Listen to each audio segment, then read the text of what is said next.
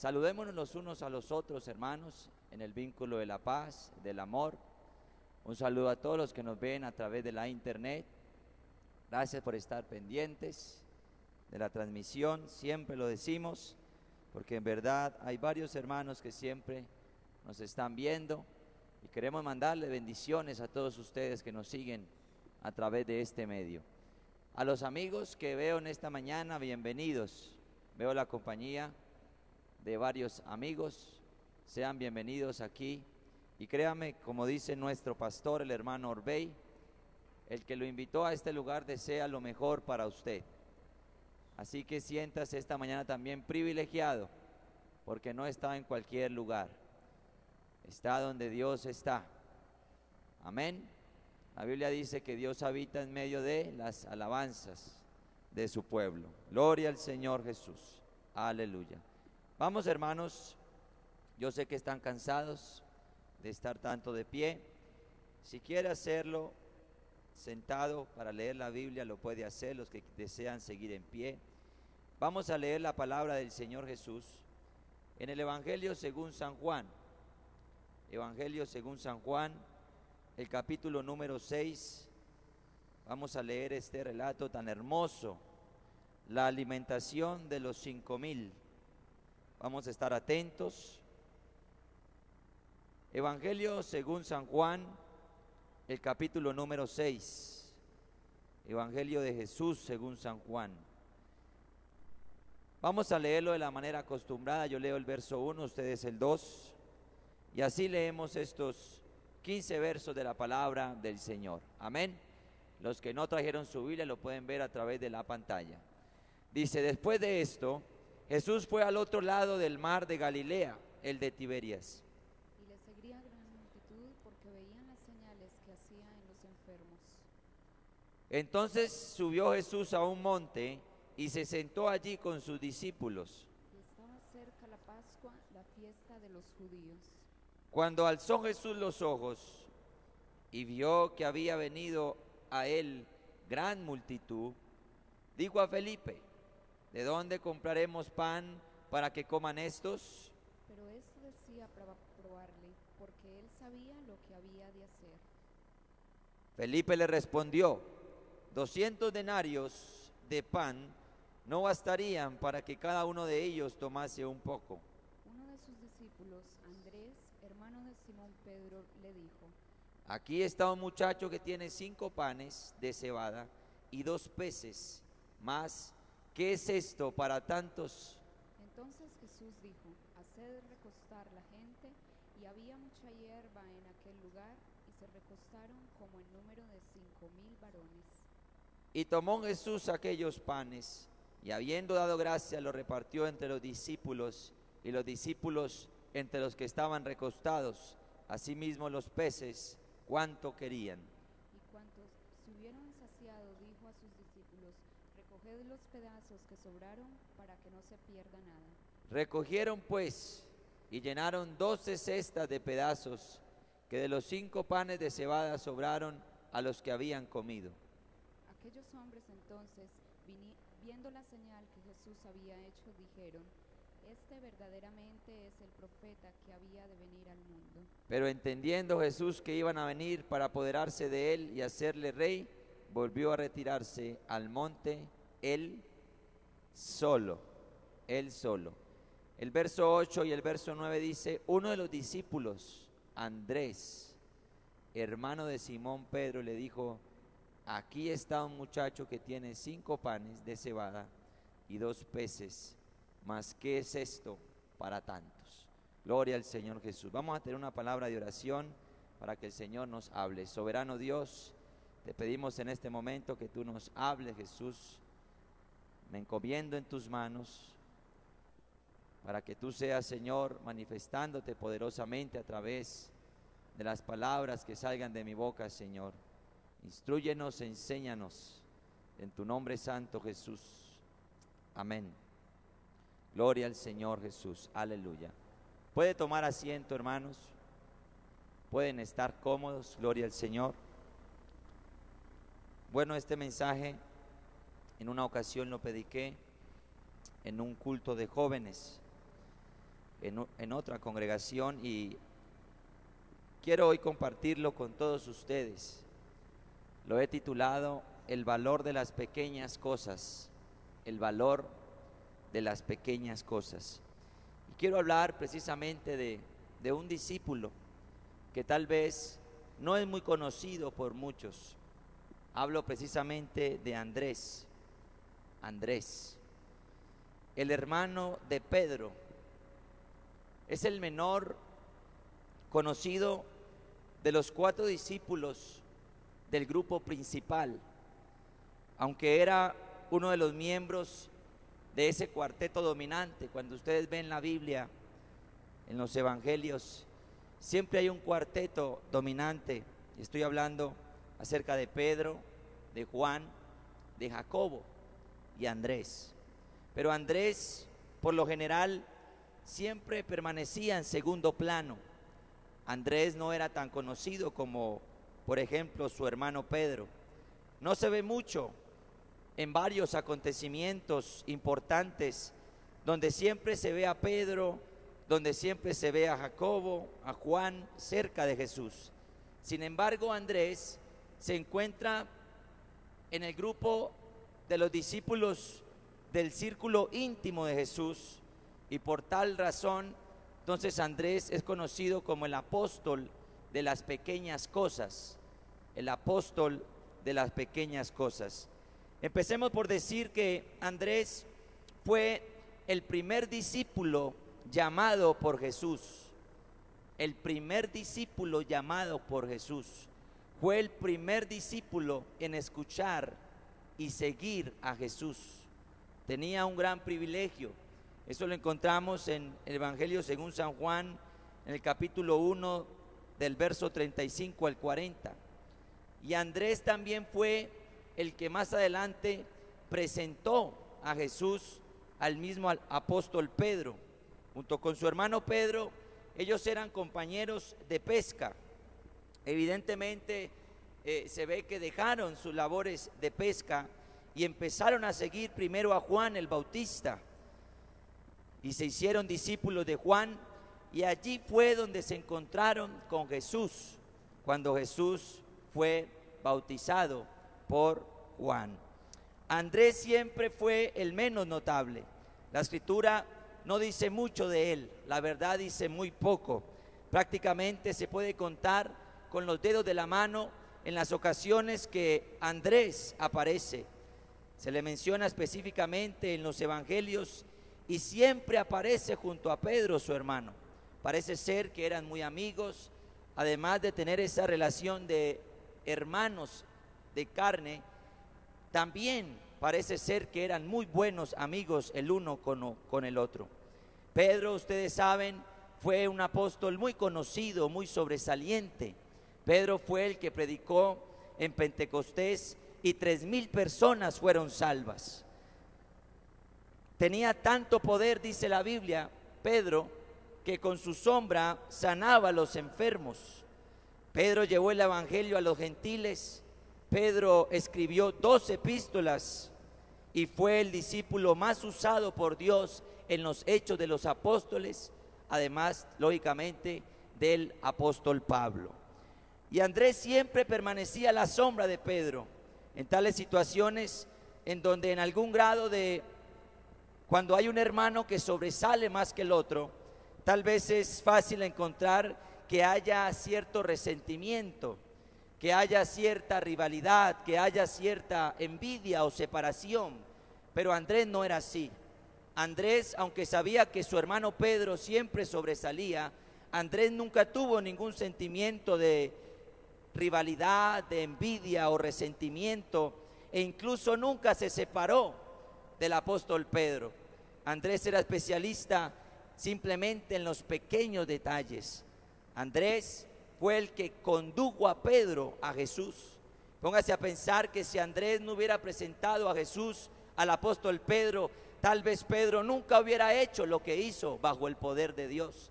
Pero Andrés fue el que hizo ese pequeño detalle de presentarle a Jesús a Pedro, y Pedro fue el que predicó y muchas personas se convirtieron y generó un gran avivamiento porque algo pequeño puede a la larga significar algo muy grande.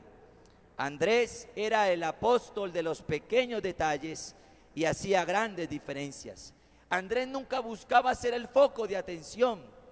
A Andrés no le gustaba el protagonismo. A Andrés no parecía sentirse afectado por aquellos que eran objeto de la atención pública, como tal vez muchos hoy en día se ven, que desean más el protagonismo, que desean más el aparentar, que desean más como ser el número uno, el más conocido. Pero Andrés no era de esa clase de personas, y él nunca se sentía afectado por el hecho de que otras personas sobresalieran más que él. Andrés era una persona humilde, era una persona sencilla, era una persona de pequeños detalles. Él se dio cuenta del valor que tienen las pequeñas cosas en las manos de Dios. Andrés era entonces el menos notable de todos los discípulos. Andrés también fue el más prudente. Andrés no era como Pedro. Pedro era una persona impetuosa. Pedro era una persona de carácter fuerte. Pedro era una persona con un carácter también impulsivo. Pedro también era respondón. Pedro era el primero en decir yo y también el primero en abandonar las cosas. Pedro era una persona que tal vez parecía ser ambivalente. Pedro era una persona que hacía promesas y fácilmente las estaba incumpliendo. Andrés no era así. Andrés era prudente. Andrés era una persona más reservada. Andrés era una persona menos notable. Y no hay nada de eso en él. La Biblia, siempre que habla de Andrés, se le ve a Andrés diciendo lo correcto. Era de esas personas que cuando habla, habla. ¿Sí me doy a entender? Era de esas personas que cuando dice algo tiene importancia, tiene peso. No era un charlatán, no era un hablador, no. Era una persona que decía lo preciso, que decía algo conciso, que decía lo importante. Así era Andrés. Y mire que en Andrés también vemos que la Escritura nunca dice nada negativo de él. Por el contrario, siempre que Andrés se ve en la palabra del Señor, siempre hacía algo importante. Y cuando hablaba siempre decía algo importante. La Biblia nunca dice nada negativo de él. Andrés tenía una especialidad que hoy en día se ha perdido mucho. Andrés tenía la especialidad de presentarle individuos a Jesús. Es decir, Andrés era de esos que le gusta el evangelismo personalizado. Andrés no era experto en traer multitudes. Andrés era experto en traer primero individuos, personas, a los pies de Jesús. En la alimentación de los 5,000 que acabamos de leer, fue Andrés el que condujo a un muchacho, a un niño que solamente tenía unos panes y unos peces. Y aquí vemos en este relato que Jesús había ido a un monte para estar solo, había ido a un monte para orar. Vemos que Jesús lo hacía muy frecuentemente. Cuando quería tal vez estar a solas, se separaba de las multitudes, se separaba de la multitud. Y esto ocurría con frecuencia en la vida de Jesús, cuando él tal vez quería tomar un respiro en su ministerio público. De pronto, una enorme multitud se acerca a la hora de comer el pan. Entonces tenían hambre y Jesús quería darles una lección muy objetiva acerca de la importancia de las pequeñas cosas. Jesús estaba frente a la multitud de repente y le preguntó a Felipe dónde podrían comprar pan. Y Juan agrega un comentario editorial para enfatizar el hecho de que Jesús estaba siempre en control de las cosas, porque Jesús le preguntó a Felipe que si tenía dinero para poder comprar, ¿verdad? Pero no quiere decir que él como que estaba como ausente o estaba indiferente frente a lo que se estaba viviendo. Jesús siempre estaba al control de todas las cosas que estaban sucediendo allí. Entonces vemos que Juan agrega allí un comentario editorial para enfatizar el hecho de que Jesús estaba sobremanera en control de esas circunstancias. Y Juan 6:6 dice: pero esto decía para probarle. Es decir, Jesús decía esto a Felipe para probarle, porque dice, porque él sabía lo que habría de hacer. Eso lo vemos allí en el Evangelio según San Juan, en el capítulo número 6, el verso 6, pero esto decía para probarle, porque él sabía lo que había de hacer. Yo le pido el favor a los hermanos de audiovisuales que me pongan allí los textos bíblicos, para que los hermanos puedan ver. Entonces vemos que Jesús estaba al control de todas las cosas. Entonces Felipe evaluó rápidamente la situación que se estaba viviendo allí y determinó que solamente tenía 200 denarios. No tenía más dinero, aunque era mucho dinero. Tenía 200 denarios, y un denario normalmente era la paga de un día de trabajo de un obrero. De modo que 200 denarios era demasiado dinero. Era la paga aproximadamente de 8 meses de trabajo. Y eso era lo que tenía en ese momento Felipe. Pero la multitud era tan grande que no alcanzó para comprar lo suficiente. Ahora, ¿dónde iban a encontrar un lugar donde compraran tanto, verdad? Si usted se va a una panadería aquí en Medellín y le pide 5,000 panes, pues yo creo que le dicen más tarde los tenemos, o mañana, o yo qué sé. No había, yo creo, un lugar suficiente para poder alimentar a toda esa multitud, a toda esa gente, aunque tuvieran el dinero. Entonces Mateo, hablando del mismo incidente, en el Evangelio según San Mateo, el capítulo 14, el verso 15, la Biblia dice que el lugar era desierto y la hora ya pesada. Entonces dice él, despide a la multitud para que vayan por las aldeas y compren de comer. Es decir, ya el ambiente estaba más bien un ambiente de cansancio, de pesadez. Y lo que Mateo dice es, despide a la multitud para que ellos se vayan a las aldeas y busquen qué comer.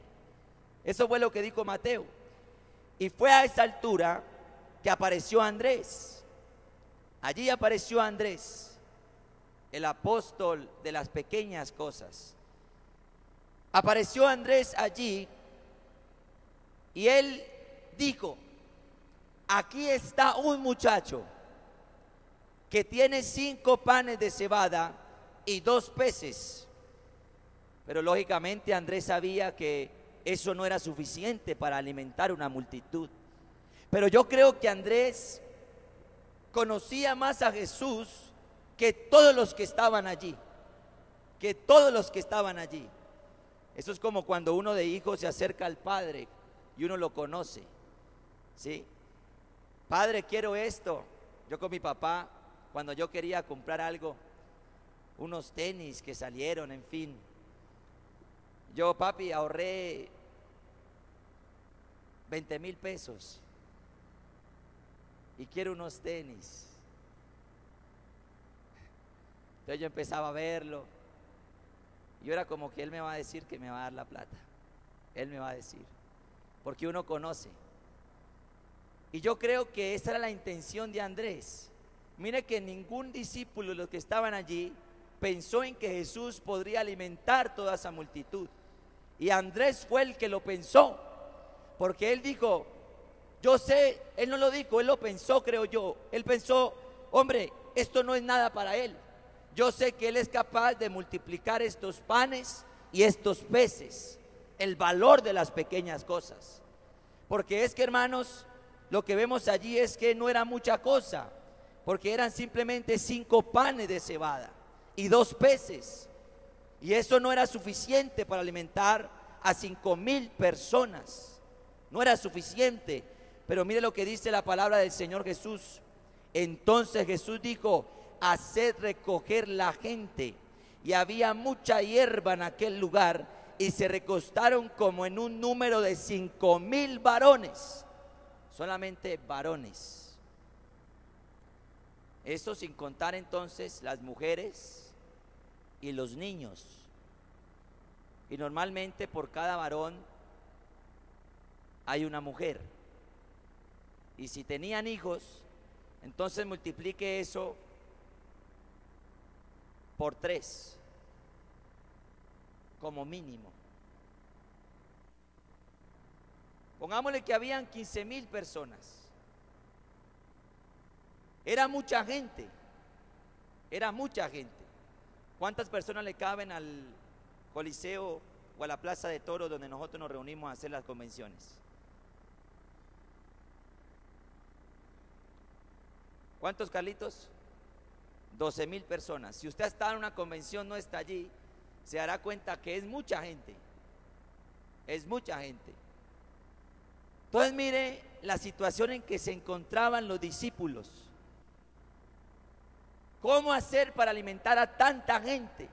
Hermanos, vean, nosotros tenemos un Dios que es muy grande, que sin importar qué es lo que tenemos que nosotros para ofrecerle, Él es capaz de hacer grandes cosas en nuestra vida. Él es capaz de hacer grandes milagros en nuestra vida. Porque en realidad esto para el Señor no era nada, porque para Él no hay nada imposible. Entonces Jesús dijo: hacer recostar la gente. Y había mucha hierba en aquel lugar, y se recostaron como en un número de 5,000 varones. Y tomó Jesús aquellos panes. Estoy en el Evangelio según San Juan capítulo 6, verso 11. Y tomó Jesús aquellos panes, y habiendo dado gracias, los repartió entre los discípulos, y los discípulos entre los que estaban recostados, asimismo de los peces cuanto querían. Y cuando se hubieron saciado, dijo a sus discípulos: recoged los pedazos que sobraron, para que no se pierda nada. Ahora bien, también vemos que sobró. Entonces aquí vemos un episodio muy importante, hermanos, que tenemos un Dios que hace grandes milagros, que tenemos un Dios que hace grandes proezas, que no importando tal vez lo pequeño que nosotros podamos hacer, el Señor se encarga de hacer algo grande de eso pequeño que tú vas a hacer. Muchas veces nos presentamos al Señor como si no tuviéramos nada que ofrecer, como si fuera muy poco lo que tenemos para ofrecer. Y eso muchas veces pasa en el servicio, porque aplicando esto al servicio del Señor, son muchas las excusas que normalmente la gente saca. Por ejemplo, yo no sé cómo hablar en un púlpito. A mí me da temor hablar en un púlpito. Ahorita que ya vamos a empezar un nuevo año, se necesitan nuevos líderes, se necesitan nuevas personas que le sirvan al Señor. Y no tenga por poco tal vez eso que usted está haciendo para el Señor.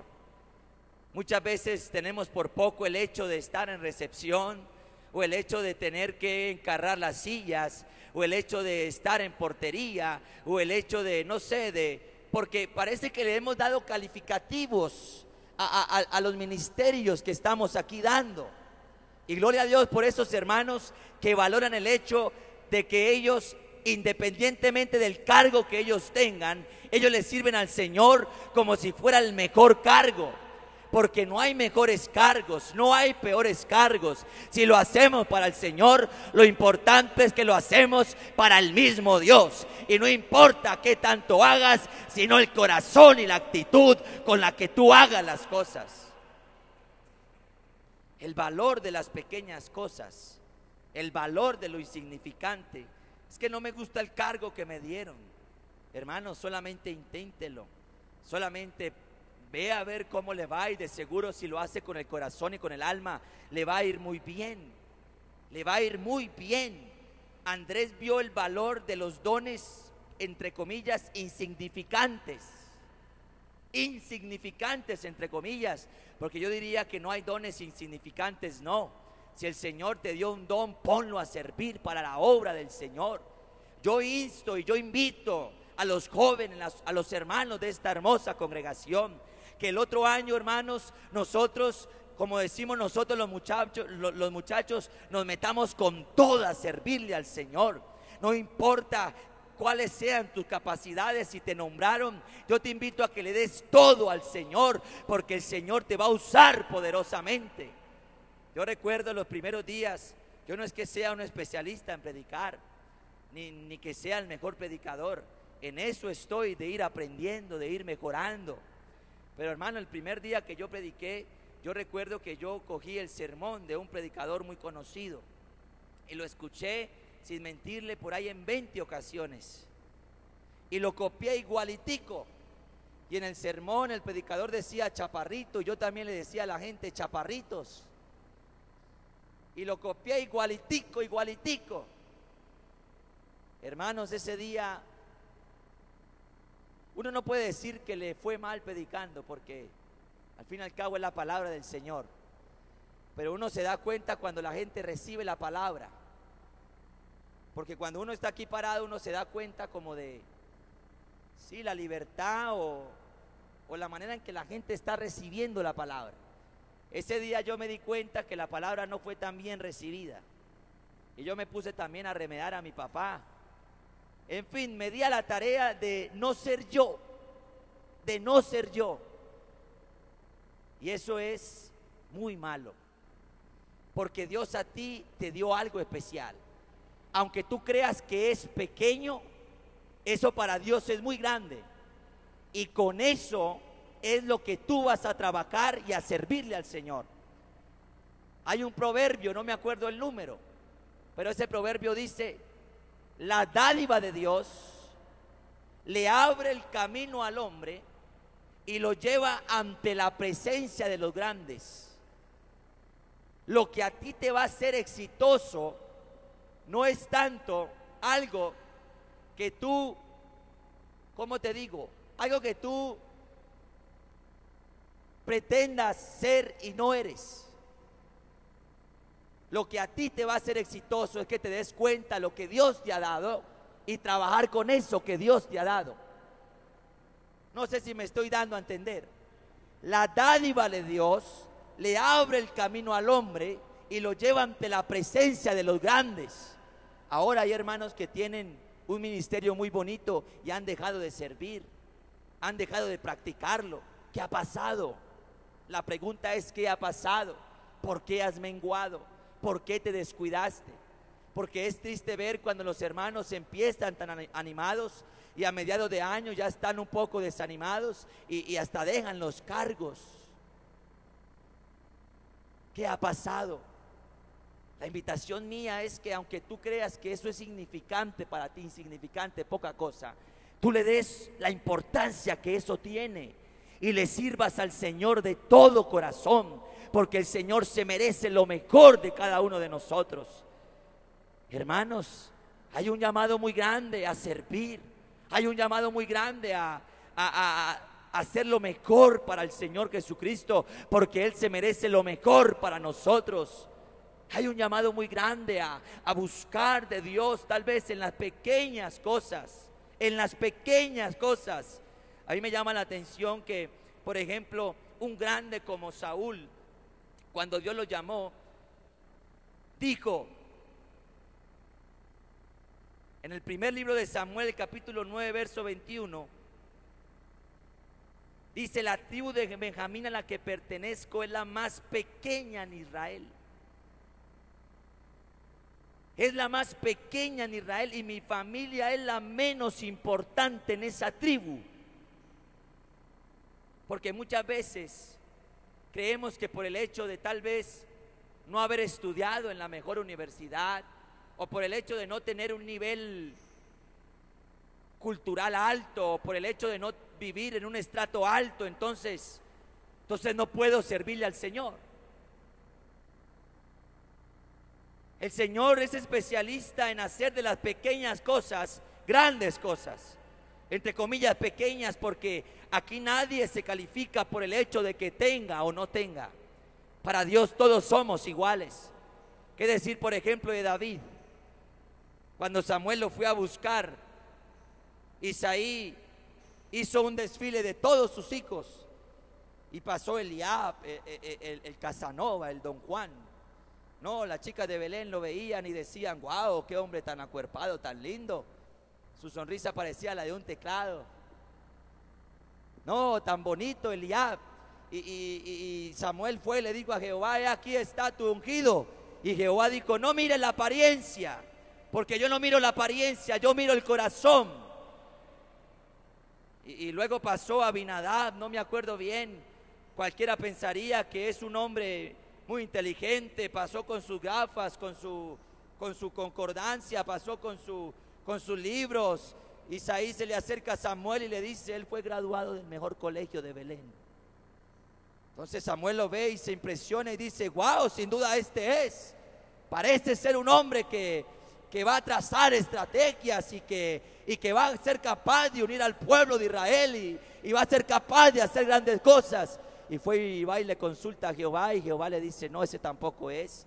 En este caso yo no estoy buscando eso, sigue buscando, porque hay otro que no es tan conocido, hay otro que no ha hecho tantas cosas, hay otro que lo han dejado por allá arrinconado, aislado, y ese es el que yo estoy buscando. Entonces Samuel va y le dice a Isaí, bueno, otro hijo. Isaí le pasa a Sama, y pasa a Sama y cualquiera lo ve y dice, wow, sin duda alguna se parece a Saúl, mira ese porte, mira esa elegancia, mira.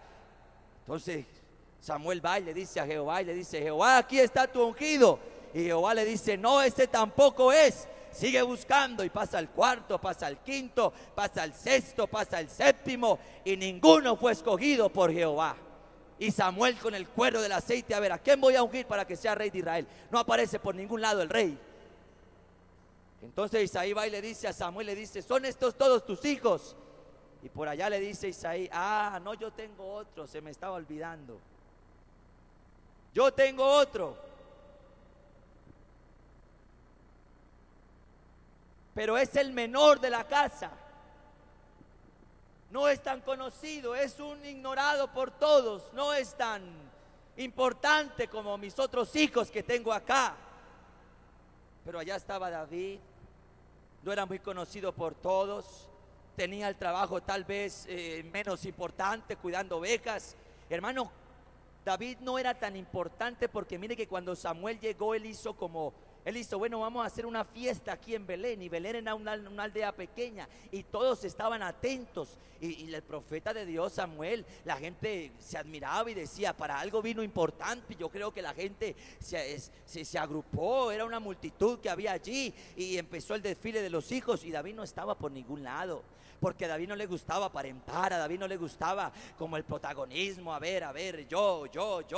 No, David estaba por allá en lo suyo, porque él comprendió el valor de las pequeñas cosas, porque el que es fiel en lo poco, dice el Señor, en lo mucho le pondré. No descuides eso que Dios te ha dado, no dejes ese ministerio que Dios te dio a un lado. No, la Biblia dice, retén lo que tienes para que ninguno tome tu corona. No solamente en el servicio, valora el hecho de ese trabajo pequeño que tú tienes. Valora el hecho de esa familia pequeña que tú tienes. Valora el hecho de esa chatarrita de carro que tú tienes, si lo tienes. Y si tienes un buen carro, gloria a Dios. Valora el hecho de las pequeñas cosas que aparentemente se ven pequeñas, pero son una bendición de Dios. Porque si tú valoras eso, entonces el Señor te va a dar aún más grandes cosas. Valora lo que tú tienes, valóralo. Guárdalo. ¿Son estos todos tus hijos? No, está el menor. ¿Dónde está? Está cuidando las ovejas. David. Y por allá estaba David escribiendo el Salmo 23. Jehová es mi pastor, nada me faltará. En lugares de delicados pastos me hará descansar, junto a aguas de reposo me pastoreará. Estaba por allá escribiendo el Salmo 103. Bendice alma mía Jehová y bendiga todo mi ser su santo nombre. David sabía que lo importante era la intimidad con Dios. David sabía que lo importante no era tanto el protagonismo y el figurar. David sabía que en lo pequeño que Dios le estaba dando a él, solamente cuidar ovejas, es que de cuidar ovejas a ser ungido como el próximo rey de Israel, eso es una diferencia muy grande. Es muy grande. Y lo mandan a llamar y él no llegó como los otros. Uy, yo sacan mi pecho y como cuando hay un soldado.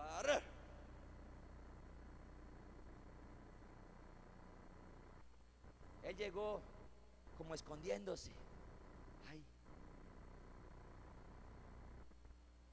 Ay, ese Samuel. ay, ¿qué está haciendo? Y ese gentío.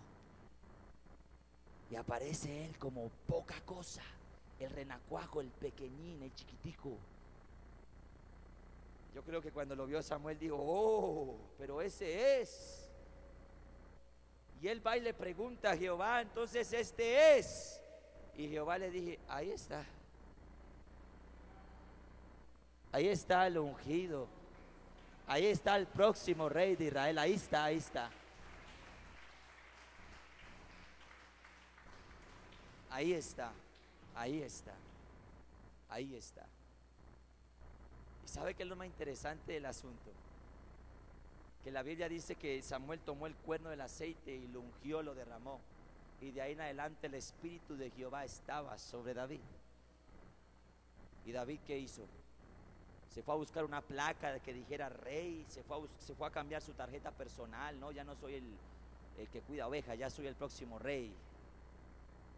No, David volvió a cuidar las ovejas, porque el que es fiel en lo poco, en lo mucho le pondré, dice el Señor. En lo mucho le pondré. Hermanos, aquí no estamos buscando protagonismo, aquí no estamos buscando figurar. No, el Señor es especialista de hacer en lo poco algo muy grande. Gracias a Dios por esos hombres, como lo fue David, como lo fue Andrés. Andrés nunca predicó a una multitud. Andrés nunca fundó una iglesia. Andrés nunca escribió una epístola. Andrés, no se sabe nada de él. Después del Pentecostés no se sabe nada de Andrés. Lo último que se supo de un historiador es que Andrés fue por allá crucificado en una ciudad cerca de Grecia y que murió brutalmente por andar hablando y haciendo evangelismo personalizado. Estos hermanos que casi no se ven aquí en la plataforma, no son tan vistos, no son tan notables, ellos son calladitos, hacen su trabajo. Gloria a Dios por esos hermanos.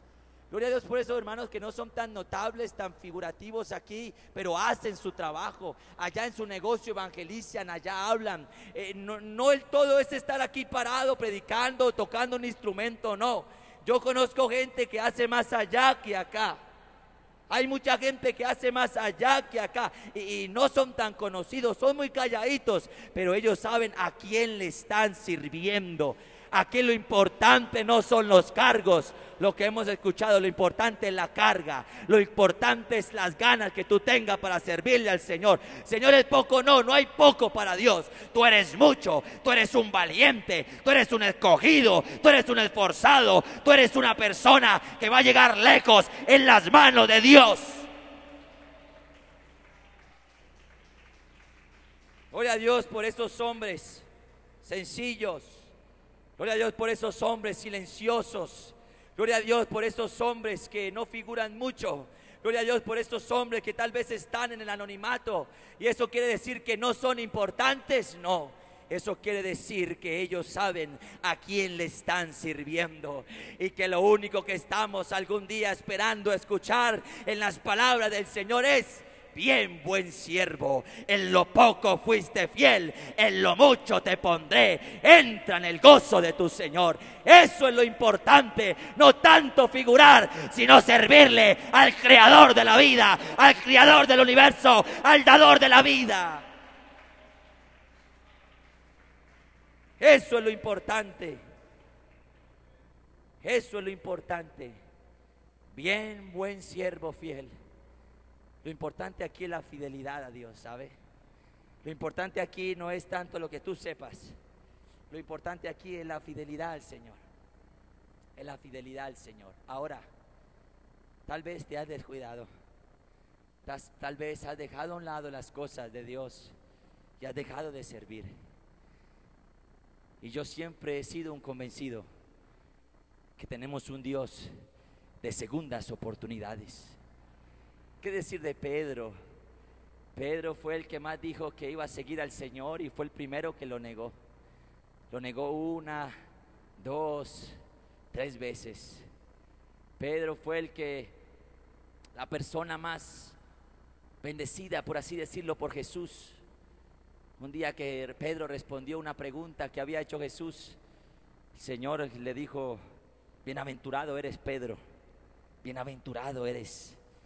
Y al ratico Jesús le estaba diciendo: apártate de mí, Satanás, porque me eres de tropiezo. No, qué cambios tan bruscos. Cuando Jesús lo llamaba por Pedro es porque él estaba actuando bien, pero cuando Jesús lo llamaba Simón es porque estaba actuando mal. Y así fue cambiando como el carácter de Pedro, y Pedro paulatinamente se fue convirtiendo en una roca, que es lo que significa Pedro.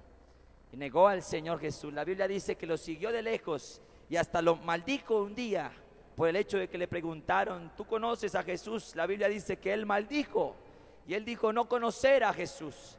Jesús murió, al tercer día resucitó y se fue en busca de los discípulos. Tomás se había ido, Pedro había vuelto a pescar, pero Jesús se acercó allá donde estaban pescando. Ustedes saben el episodio. Después de todo lo que pasó allí, Jesús tenía un pez preparado a la orilla del río, del mar, no sé, y estaba allí asándolo, y empezó a compartir con sus discípulos, y ya sabían que era Jesús. Y ahí estaba Pedro. Pedro tal vez, no sé el qué comportamiento tenía con Jesús, como diciendo: bueno, ¿yo qué le voy a decir si yo le dije que lo iba a seguir y lo dejé? ¿Yo qué le iba a decir si yo le dije que le iba a servir y lo dejé, lo negué? ¿Qué le voy a decir? Está como ese sentimiento de pena, como confrontar la realidad con Jesús. ¿Qué voy a decirle yo? Pero Jesús le dijo: Pedro, tú me amas. Y Pedro le dijo: Señor, yo te amo. Y Jesús le dijo: Pedro, tú me amas. Y como por las 3 veces que lo negó, Jesús le dijo las 3 veces: a ver, tú me amas. Y Pedro le dijo: yo te amo, Señor. Y Jesús: pero tú me amas. Y Pedro le dijo: Señor, tú lo sabes todo, tú sabes que yo te amo. Entonces le dijo: bueno, pastorea, porque tenemos un Dios de segundas oportunidades. Hermanos, no importa que hayamos hecho, no importa que haya pasado. Yo sé que estos son palabras de cajón y las hemos escuchado, pero yo conozco un Dios que le dio una oportunidad a Pedro. Yo conozco un Dios que le dio otra oportunidad a Noé. Yo conozco un Dios que le dio una segunda oportunidad a Jonás. La Biblia dice que en el capítulo 3 de Jonás, o capítulo 2, dice: y Jehová le habló por segunda vez a Jonás y le dijo: tienes que ir a predicar. Y Jonás fue y predicó. Yo conozco un Dios de segundas oportunidades. Yo conozco un Dios que restaura, que cambia. Yo conozco un Dios que, sin importar tú que tengas para ofrecerle a Él, lo importante es la actitud y las ganas de querer cambiar, de querer mejorar. Porque aquí no importa qué tanto sepan ni tanto que hayas hecho, no. Lo importante es lo que tú tengas para darle a Dios este día, esta mañana. Qué bueno que aquí hayan jóvenes y hermanos que le digamos hoy a Dios: Señor, yo te quiero servir con el corazón, con el alma. Yo quiero reivindicarme con el servicio. Yo quiero apasionarme por ti. Yo quiero enamorarme de ti. Yo quiero entregarte todo mi corazón y mis fuerzas para servirte a ti. Hermanos, yo sé que a veces estamos ocupados por tantas cosas, por tanto trabajo, por tanto agite. Ahora en diciembre, cuando todos andamos a las carreras, cuando hay tantas cosas pendientes, cuando hay que comprar regalos, cuando hay que, en fin, tantas cosas. Pero ¿por qué no descansas un poco de ese agite? ¿Por qué no estás quieto y adoras a Dios por un momento y le dices: Señor, yo quiero el año entrante servirte a ti con toda mi energía, con toda mi fuerza? Tal vez no me den un cargo, no importa, yo voy a servirte a ti, Señor, con todo mi corazón. Hermano, servirle al Señor es lo más lindo, lo más hermoso, lo más precioso, servirle al Señor, porque tenemos un Dios que no paga mal, tenemos un Dios que paga bien. No como allá en el mundo, que tenemos tantas decepciones con el jefe, con los empleados, porque nos quedaron mal, porque nos robaron, porque nos engañaron y nos matamos allá trabajando día y noche y no hay tiempo para Dios. Nuestro Dios no es esa clase de jefe que después de que ha conseguido lo suyo entonces echa a sus empleados. No, nuestro Dios es un jefe por excelencia. Nuestro Dios es el jefe de los jefes. Nuestro Dios es el patrón de los patrones. Nuestro Dios es el rey de reyes. Nuestro Dios es el que paga con fidelidad. Nuestro Dios es el que da lo que nosotros realmente necesitamos. Servirle al Señor, servirle al Señor. No importa qué sepas hacer, no. Yo quiero más bien decirle: no importa qué sepas hacer, lo importante es que tú le digas: Señor, aquí estoy para servirte. No soy tan conocido, pero yo te quiero servir a ti con todo mi corazón. No sentirse avergonzado tampoco por el hecho de servirle a Dios. Esto se lo digo a los jóvenes. Yo lo he dicho acá como un día una viejita, yo evangelizando, me dijo: jovencito, jovencito, usted tan lindo con esos ojitos verdes, tan lindo usted, blanquito con esos ojitos verdes, y usted por allá perdiendo el tiempo sirviéndole a esas cosas, ¿no? Como hablan las ancianas, que yo las amo y las aprecio. Y yo me puse a pensar, hombre, yo tenía como 18 añitos y me fui por allá a evangelizar con los muchachos de la iglesia. Yo decía: no, esto no es como dice usted. Para mí servirle al Señor a pesar de mi juventud es lo más grande, es lo más lindo. Porque sabe que en este trabajo de servirle a Dios, cuando usted tiene una empresa o un cargo o lo que usted tenga en una empresa, usted siempre busca la satisfacción del cliente. Yo sé porque yo soy ingeniero y eso lo enseñan a uno. Satisfacer la necesidad del cliente, que quede satisfecho, así usted no quede bien, pero que él se sienta completo para que vuelva. Pero en este trabajo la dicha y la alegría es mutua, porque está contento el que da y está contento el que recibe. Está contento el que da y está contento el que recibe. Entonces este año, hermano, vamos a servirle al Señor de corazón, con fidelidad a Dios. El valor de las pequeñas cosas. Dios hace grandes cosas de eso pequeño que tú tienes. Ay, es que, hermano, ahí me da pena. No se ponga a pensar en eso. Hermano, es que no puedo. No, hay hermanos que uno le dice: hermano, venga, predique, prepárese para que predique. No, hermano, y sacan excusas. No, hermano, es que hoy amanecí como enfermo. Hoy estoy como maluco, hermano, y le sacan el pecho al servicio al Señor, le sacan. Hermano, venga para que dirija. No, hermano, no, ese día tengo un compromiso, ese día tengo que. Hermano, venga, hacemos una refana en su casa. No, hermano, es que no tengo tiempo, es que usted sabe, yo llego tarde. Hermano, sacamos el cuerpo al servicio del Señor, lo sacamos. No, hermano, no seamos así. Sirvámosle al Señor, sirvámosle de todo corazón.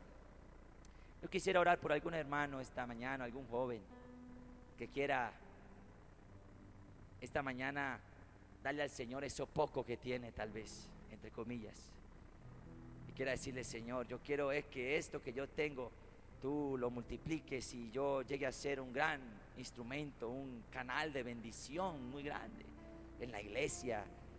Yo quiero servir en la iglesia, yo quiero ser líder de jóvenes. Yo no sé aquí cuántos presidentes de jóvenes hay, cuántas presidentas de Dorcas hay, cuántos pastores hay aquí, cuántos misioneros hay aquí, cuántos hombres influyentes en la vida cristiana hay aquí. Hay muchos, y como que estamos dejando a un lado esas cosas. Pero el Señor hoy te quiere otra vez como decir: hombre, yo sí te tengo para grandes cosas en tu vida. Sueña con Dios, anhela con Dios, vuela con Dios, pídele grandes cosas a Dios y séale fiel a Dios. Y yo sé que Dios te va a llevar a lugares muy, muy altos, muy grandes en Él, porque le estamos sirviendo al más grande de todos, al único Dios poderoso. Es una calidad de Dios el que tenemos, hermanos. Es una calidad de Dios. Aquí hay jóvenes que yo sé que están dispuestos a servirle. Mire, aquí hay hermanos que han pasado al altar. Y vamos a orar por todos estos hermanos que están aquí, que han pasado, porque desean servirle al Señor Jesús. Desean servirle al Señor.